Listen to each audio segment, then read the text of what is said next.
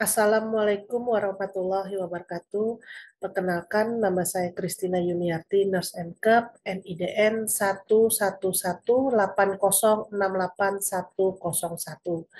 Dosen S1 Keperawatan, Fakultas Keperawatan dan Ilmu Kesehatan, Universitas Muhammadiyah Banjarmasin. Izinkan saya memaparkan rancangan pembelajaran semester untuk mata kuliah keperawatan maternitas 2. Rancangan pembelajaran semester untuk mata kuliah keperawatan maternitas 2 dengan kode MK SKP 4218 dengan bobot 4 SKS yang mana 2 teori dan 2 praktikum dan akan diberikan pada mahasiswa semester 4. Capaian pembelajaran mata kuliah untuk mata kuliah keperawatan maternitas 2 yang pertama, untuk CPNK 1 menguasai teknik, prinsip, dan prosedur pelaksanaan asuhan atau praktik keperawatan yang dilakukan secara mandiri atau berkelompok pada bidang ilmu keperawatan maternitas. Untuk CPNK kedua, penguasaan konsep teknologi informasi dan konsep evidence-based nursing practice keperawatan maternitas. Untuk CPNK yang ketiga, mampu memberikan asuhan keperawatan yang lengkap dan berkesinambungan yang menjamin keselamatan pasien atau pasien safety sesuai dengan standar asuhan keperawatan maternitas dan berdasarkan perencanaan keperawatan yang telah atau belum tersedia.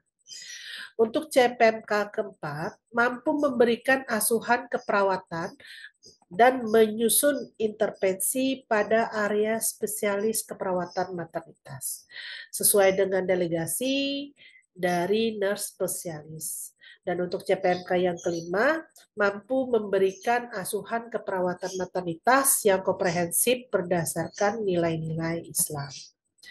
Adapun deskripsi singkat mata kuliah untuk keperawatan maternitas 2, yaitu membahas tentang upaya peningkatan kesehatan reproduksi perempuan usia subur atau WUS, ibu hamil, ibu melahirkan, ibu nipas, di antara 2 masa kehamilan dalam kondisi berisiko, dan masalah-masalah yang berhubungan dengan gangguan sistem reproduksi, dengan penekanan pada upaya preventif dan promotif yang menggunakan pendekatan proses keperawatan serta memperhatikan aspek legal dan etis di tatanan klinik maupun komunitas. Adapun bahan kajian atau materi pembelajaran pada mata kuliah keperawatan maternitas 2 ada 8. Yang pertama, masalah-masalah kesehatan wanita pada masa reproduksi. Yang kedua, asuhan keperawatan sistem reproduksi. Yang ketiga, sistem layanan kesehatan untuk pasien dengan gangguan sistem reproduksi. Yang keempat, pengkajian dan promosi kesehatan wanita. Yang kelima, upaya-upaya pencegahan primer, sekunder, dan tersier pada sistem reproduksi. Yang keenam, tren dan isu keperawatan maternitas terkait masalah-masalah kesehatan wanita. Yang ketujuh, evidence-based practice dalam keperawatan maternitas. Dan yang kedelapan, manajemen kasus pada sistem reproduksi. Adapun referensi yang bisa digunakan, di sini ada referensi utama dan referensi pendukung. Adapun nama dosen pengampu untuk mata kuliah keperawatan maternitas 2 ada 4, yang mana dijalankan dengan cara tim teaching, yaitu yang pertama ada Ibu Yuli Budiarti, Nurse MKEP, Spesialis Keperawatan Maternitas, kemudian ada Ibu Hajar Luslinawati, Nurse MKEP, ada Ibu Yeni Okvitasari, Nurse MKEP, dan saya sendiri, Christina Yuniarti, Nurse MKEP. Untuk mata kuliah persyaratan, keperawatan maternitas 2 itu tidak ada. Adapun asesmen atau penilaian yang akan diberikan yaitu untuk penugasan itu 10%, kemudian untuk UTS, itu 20% dan UAS 40%, serta 30% adalah pemberian penilaian pada praktikum. demikian pemaparan pembelajaran semester keperawatan maternitas 2 untuk semester 4 S1 keperawatan Fakultas Keperawatan dan Ilmu Kesehatan Universitas Muhammadiyah Banjarmasin. Pada proses pembelajaran semester akan dilakukan pada pertemuan di perkuliahan. Demikian pemaparan pembelajaran semester untuk keperawatan maternitas 4. Wassalamualaikum warahmatullahi wabarakatuh. Warahmatullahi wabarakatuh. Waalaikumsalam warahmatullahi wabarakatuh. Oke, baik, selamat pagi mahasiswa. Apakah dalam keadaan sehat semua? Alhamdulillah sehat. Alhamdulillah. Baik, hari ini kita memasuki perkuliahan pertemuan kelima, ya, yaitu membahas mengenai keganasan, ya, yang sesuai dengan FX yang sudah saya sampaikan minggu kemarin. Masih ingat materi yang sebelumnya sudah saya berikan di minggu keempat? Ada yang masih ingat? Silakan. MS. Oh, PMS, ya. Boleh dijelaskan apa itu PMS?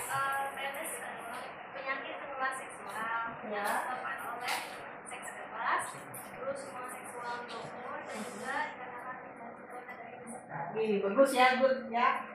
Ada yang bisa menjelaskan macam-macam dari gonorrea itu apa aja? Ada? Ya, silakan. Boleh? Jadi untuk macam-macam penyakit menular seksual itu Uh-huh. ada gonorrea, Gonorrhea, sifilis, dan juga HIV. HIV/AIDS ya, sebenarnya bukan hanya 3 ya, ada beberapa macam penyakit PMS. Di antaranya adalah yang sudah disebutkan teman-teman yang tadi. Nah, selanjutnya kita akan memasuki materi mengenai keganasan. Ya, ada yang tahu apa itu keganasan? Silakan. Ada? Belum ya? Oke, kita masuk apa itu keganasan. Nah, sebelum kita masuk keganasan, nanti topik bahasan yang akan kita bahas hari ini adalah yang pertama ada definisi, kemudian ada sebaran kasus, ada faktor risiko, patogenesis, gejala klinis, pengobatan dan pencegahan, bagaimana cara mencegah yang namanya keganasan ya. Jadi sebenarnya penyakit keganasan pada reproduksi wanita itu sebenarnya bisa dicegah.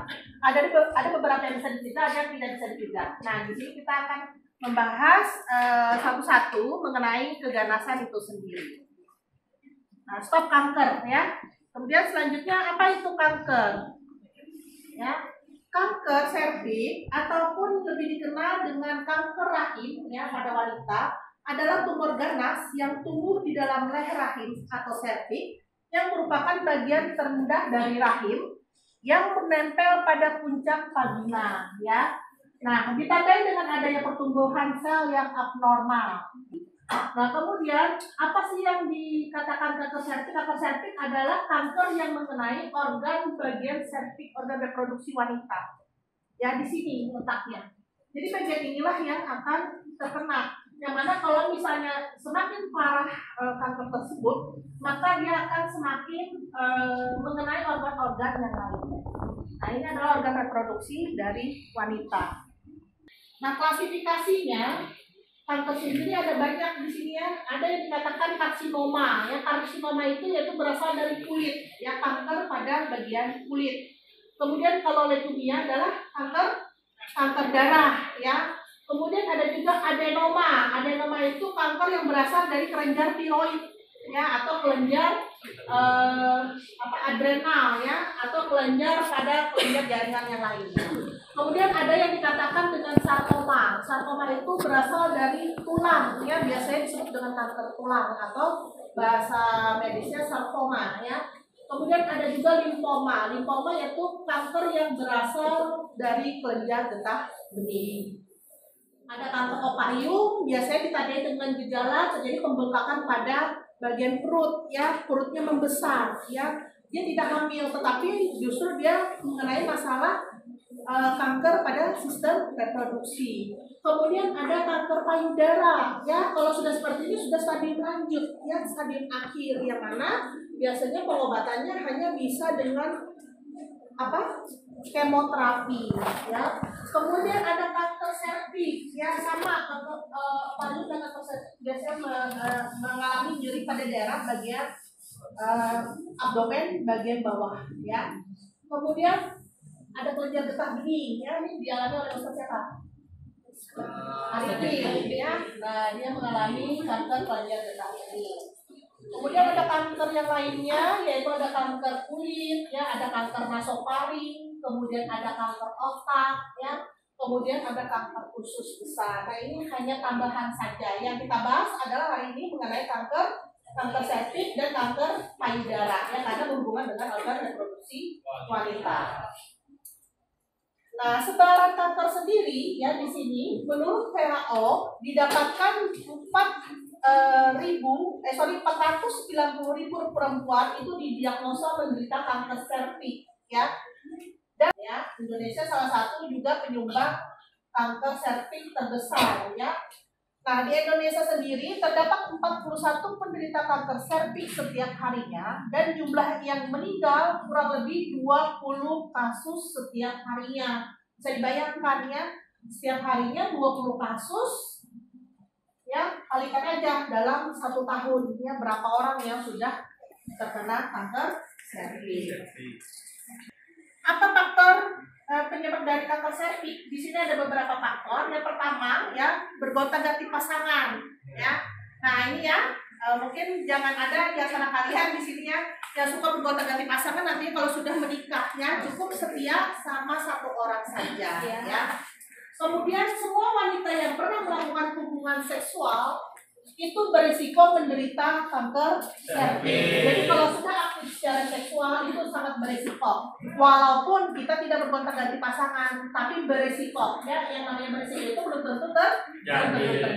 Ya, tapi intinya berisiko. Ya. Kemudian yang ketiga, melalui hubungan seksual di usia muda. Ya.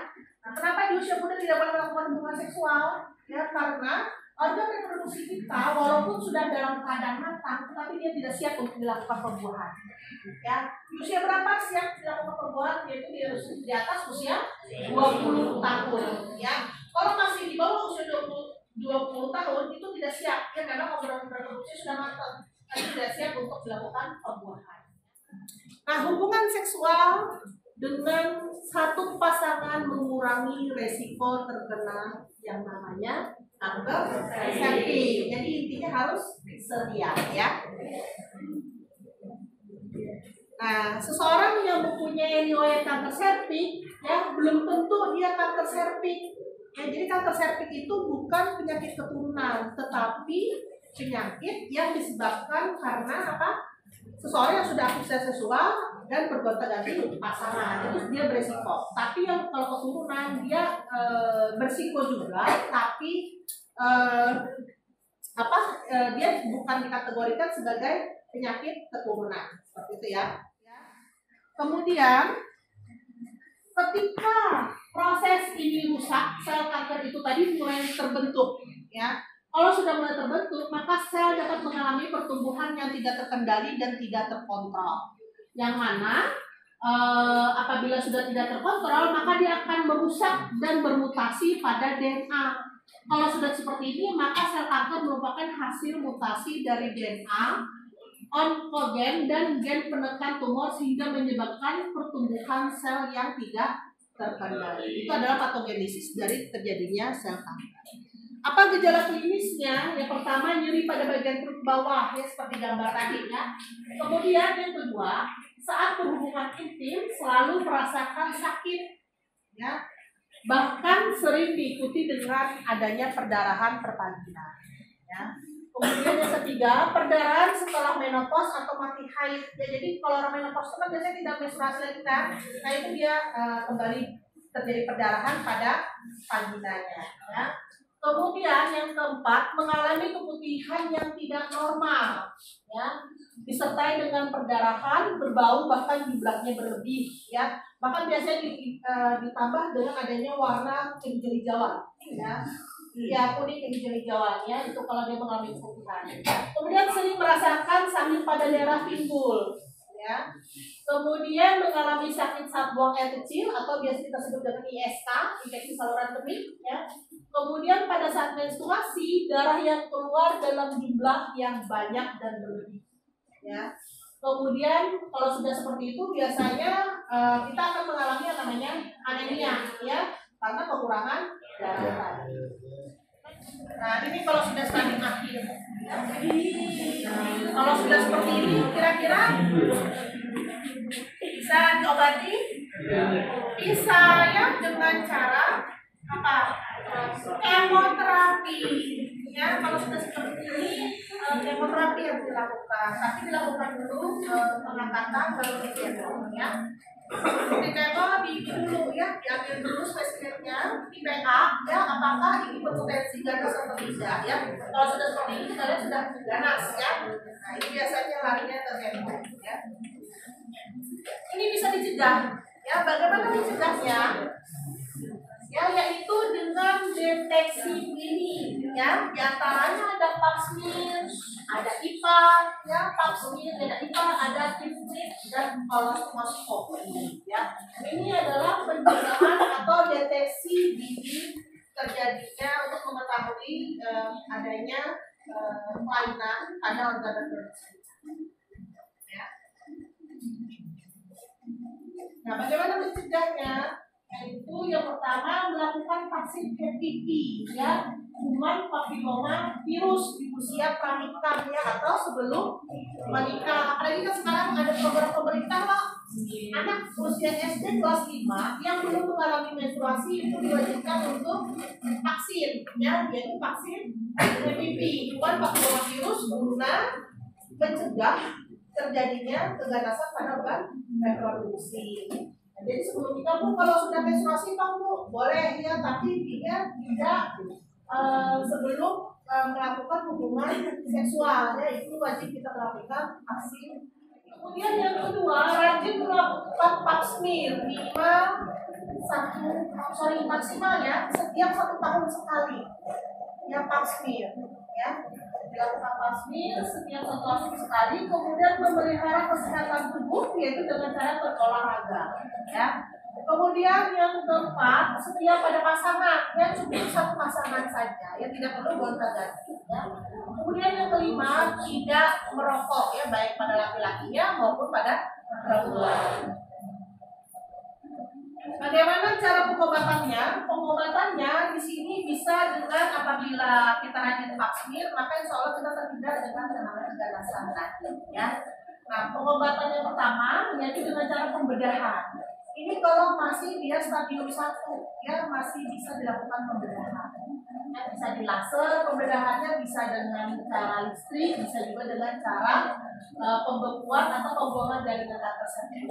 Itu kalau masih di stadium awal ya, diangkat rahimnya. Tapi kalau sudah memasuki stadium lanjut ya, maka tindakan yang harus dilakukan adalah hysterektomi ya, semua harus diangkat ya secara menyeluruh ya.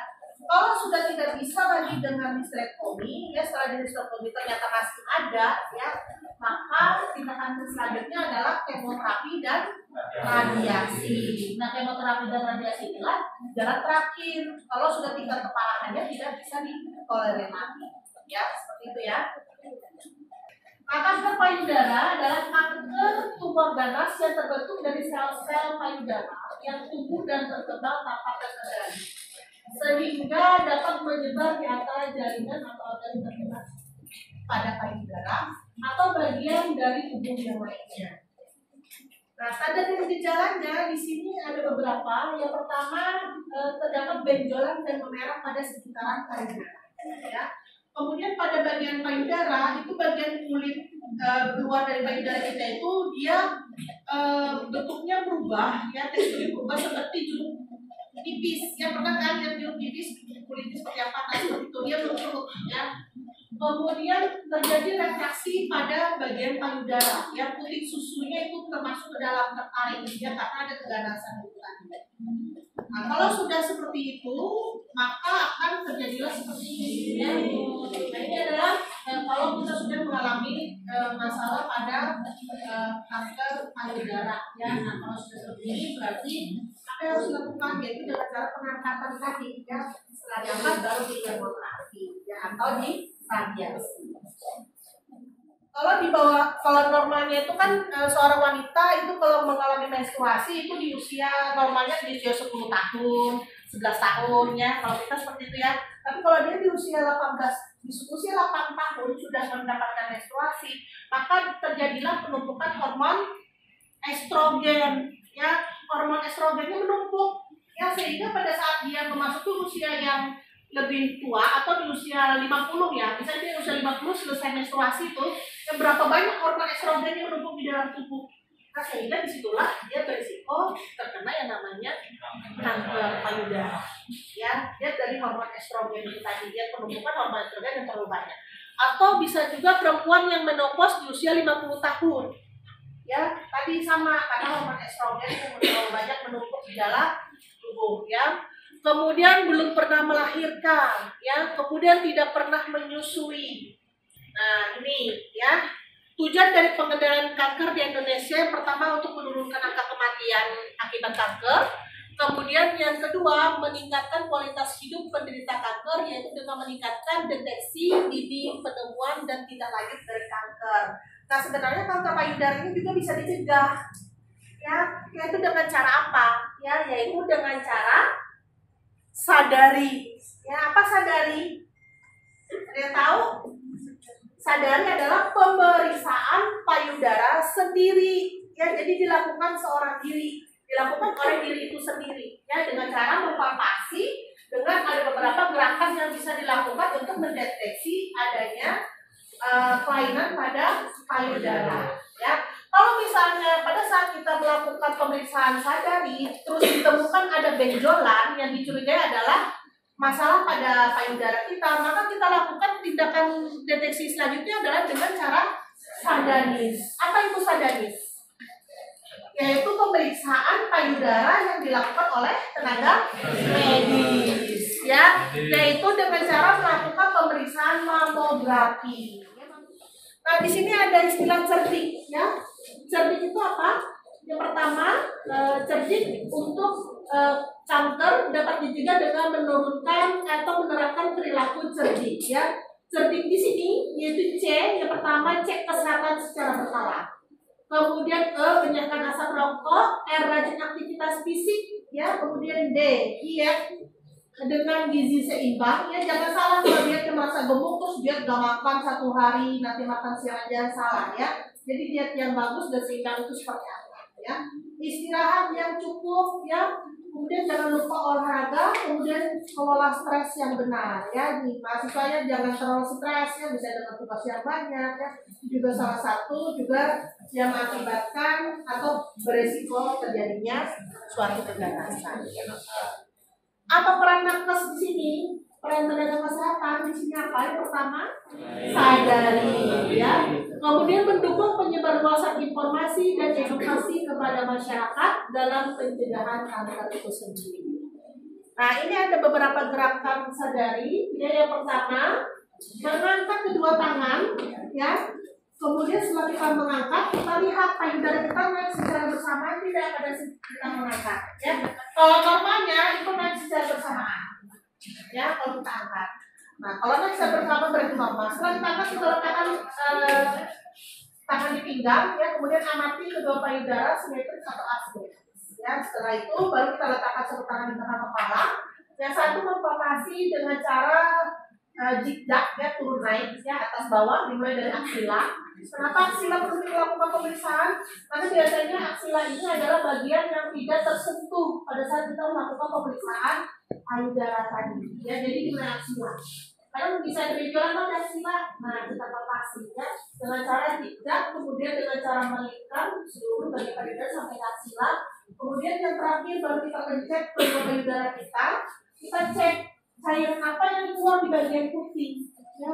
Apakah darah, ya, atau susu? Kalau dia menyusui berarti ASI yang keluar, ya. Atau ada cairan yang lainnya seperti mana, ya, atau pus. Nah, seperti itu. Kalau misalnya ternyata ditemukan kelainan, maka dilanjutkan dengan apa tadi? Sadanis. Betul, ya. Apa tadi sadanis? Pemeriksaan yang dilakukan oleh tenaga medis. Ya, silakan. Ada yang mau ditanyakan mengenai itu servis atau kanker payudara, ya? Silakan. Biasanya kalau kanker yang sudah parah itu pakai kemoterapi. Ya. Kemoterapi itu ada efek samping kayak pada bahannya dia selama.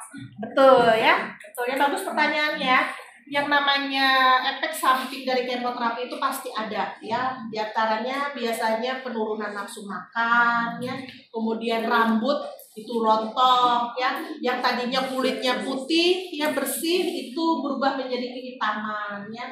Kemudian yang tadinya berat badannya ideal atau gemuk itu tiba-tiba kurus ya, karena efek dari kemoterapi itu tadi. Kemudian nafsu makan menurun juga ya, kulit kehitaman itu efek dari dilakukannya kemoterapi.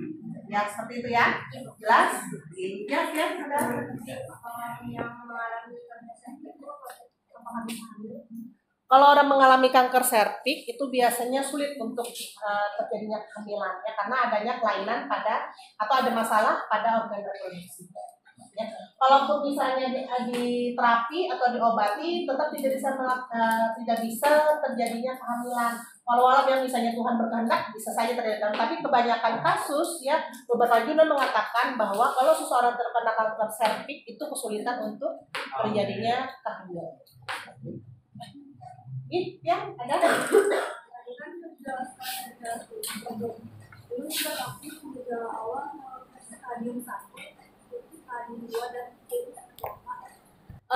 kalau setiap stadium itu kanker serviks ya, setiap stadium itu biasanya yang pertama dirasakan nyeri ya, nyeri pada daerah panggul, kemudian seperti yang saya jelaskan tadi nyeri pada saat dia melakukan hubungan seksual ya, pada saat hubungan seksual suami istri ya.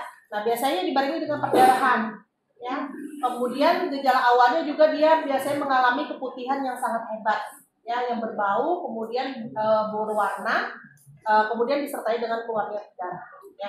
Untuk masalah tingkat keganasannya itu bisa dilihat dari pertumbuhan jaringan itu sendiri ya. Semakin dia ganas, semakin cepat pertumbuhan jaringan. Bahkan seperti yang gambar saya tampilkan tadi sampai terlihat prolap pada bagian uterusnya. Nah kalau sudah seperti itu sudah memasuki stadium ya yang sulit biasanya dilakukan pengangkatan ya, sterektomi, semua diangkat, baru biasa dilakukan tindakan kemoterapi atau radiasi. Itu ya salah satu tanda gejala terjadinya kanker serviks. Jelas deh? Ada lagi? Silakan. Ini silakan. Iya. Itu normal ya, itu fisiologis kalau kita bilangnya. Kalau misalnya seorang perempuan mengalami menstruasi, biasanya ditandai dengan nyeri pada bagian payudara, ya bagian abdomen, ya kemudian apalagi yang mempengaruhi kalau seorang perempuan lagi menstruasi, emosinya labil ya, pada kalau tergatuk, ngamuk, ya kan, nah itu normal, itu kan fisiologis karena ada peningkatan hormon tadi, ya. Kemudian biasanya dibarengi dengan biasanya kalau urut kan biasanya kalau menstruasi itu ada benjolan, ya tapi kalau sudah selesai menstruasi dia hilang kembali. Nah itu masih dikategorikan normal. Tapi kalau misalnya benjolannya menetap, maka harus dilakukan pemeriksaan lebih lanjut. Ini seperti saya jelaskan. Ya, jadi normal ya kalau misalnya itu memang fisiologisnya seperti itu. Ya. Bisa dibarengi dengan emosi yang labil ya, marah. Ada lagi? Ya. Belum tentu ya, tidak bisa kita kategorikan dia berisiko ya. Untuk mengetahui ini tadi, makanya kita lakukan deteksi tadi ya dengan cara pemeriksaan kita dan pasien tadi. Ini tidak normal, berisiko belum tentu ya. Kita tidak bisa menjudge sebelum kita melakukan pemeriksaan. Ya, ada lagi? Ada? Kalau tidak ada, berarti perkuliahan hari ini saya cukupkan untuk pertemuan kelima mengenai keganasan. Minggu selanjutnya nanti kita akan memasuki bagaimana cara memberikan asuhan keperawatan pada perempuan atau pada pasien yang mengalami masalah sistem reproduksi. Ya, seperti apa kita membuat asuhan keperawatan. Baik, demikian untuk perkuliahan hari ini. Mudah-mudahan materi yang saya berikan hari ini bermanfaat. Ya, jaga kesehatan, jaga nama baik, ya, jaga nama baik kamu, orang tua dan alma mater, jauhi narkoba, ya, jauhi hubungan seksual, ya, karena semua itu adalah beresiko, ya, dan merugikan buat generasi. Ya. Demikian, saya akhiri. Saya mohon maaf. Assalamualaikum warahmatullahi wabarakatuh. Waalaikumsalam warahmatullahi wabarakatuh.